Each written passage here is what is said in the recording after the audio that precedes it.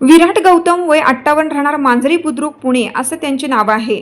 शुक्रवारी सकाळी ही घटना ज्या ठिकाणी पत्नी आणि 2 मुलांचा भीषण अपघातात अंत झाला होता त्यास कोल्हापूर राधानगरी रोडवरील पुईखडी घाटात उघडकीस आला।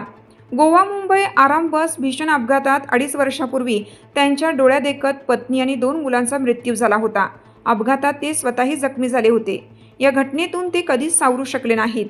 कुटुंबियांच्या विरहाने ते नैराश्यात ग्रासले होते। अपघातात मृत्युमुखी पडल्यानंतर ते आठवड्यातून एकदा पुईखडी येथे येऊन पत्नी आणि मुलांची आठवण काढून रडत बसायचे।